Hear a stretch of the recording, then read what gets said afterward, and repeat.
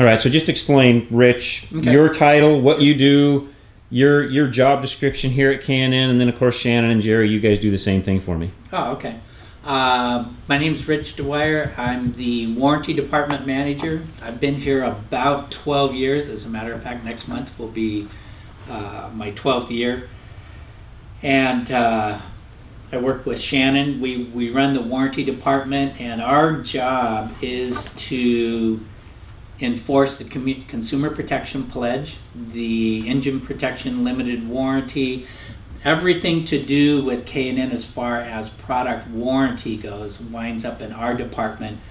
Customer service issues, if somebody has they install our product, it comes up with a check engine light, anything of that nature, they can call us for anything along that line and we'll hold their hand and go through it. So I started out in the R&D department, and that's why I'm so familiar with all these people. I've had to work with them, and actually K&N is a little bit unique in that our warranty department, we sit right in the middle of research and development, just across the aisle from all the product managers. Jere is right outside our office, so if we see a trend or a problem, anything of that nature, just a short walk and we're right to the people that are intimately involved with the product.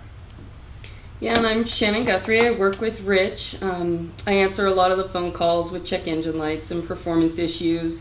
And I've been here about 8 years, starting in customer service. And yeah, now we're in the warranty department. And perfect. So quickly, and I'm just going to throw this in at it, because I know some of these answers, but our viewers and our listeners may or may not. So customers they buy a K&N filter, and all of a sudden, to Shannon, what Shannon just said, check engine light comes on, or what we call it now today is the MIL light, malfunction indicator light comes on, because it can mean more than just checking an engine, by the way, for you folks that are listening. That doesn't necessarily mean you've got an engine problem. You could have a transmission problem, you could have a body control module problem, there's all sorts of other things that turn that light on. But if that problem arises, you guys in your department, that customer can actually pick up the phone, call in and say, hey, here's what's happened. What do I do next? And you'll walk them through what it takes to get that problem resolved, correct? Yes. right. That we will. We have we have multiple services that we can go through to try to find if they have the code. If the vehicle's acting a certain way, we can walk them through that. It's a full service deal, and sometimes we wind up, more often than not, by a long ways, is it has nothing to do with the K&N product whatsoever. It just happens to be a coincidence, or possibly, again, back to if they go to a dealership and because they have an MIL, so they go to the dealership and the dealership says, well, your K&N caused the problem. Well, that's when the Consumer Protection Pledge comes in, and they get with Shannon and they'll walk them through. We might have to get in the middle of it. We might have to put some pressure on the dealership or the repair shop, anything of that nature. Whatever, the goal is at the end of it to let them know that we stand behind the product. That's the whole thing. Right. And Jere. Yep. And by the way, we've already interviewed Jere a little bit, and we'll continue to do that throughout the day in the series of these interviews. But and by the way, none of us are professionals. Those of you watching this is our first shot at doing that. Those of you that know me from Drive Radio know that, as you can tell, you're hearing my voice and not seeing me. That's what we like. I have a face for radio. You don't want me in front of the camera.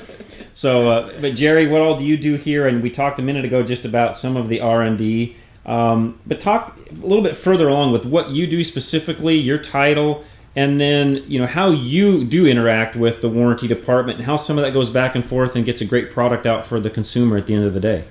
Okay, my name's Jere Wall. I'm the Senior Manager of Product Development and Engineering here at K&N, specifically for air filters. I have product managers that work for me that are this filter, this part number has a guy assigned to him that answers every single question there is to answer about it.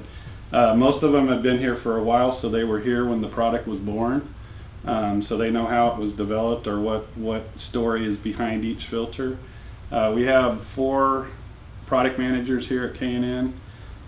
We have 2 product designers here at K&N for the K&N products. The filters, the product manager is the first, and it's in our system assigned to that person. So if a question ever arises about that product, they're to call the product manager, and the product manager should know all the answers, or they seek it out.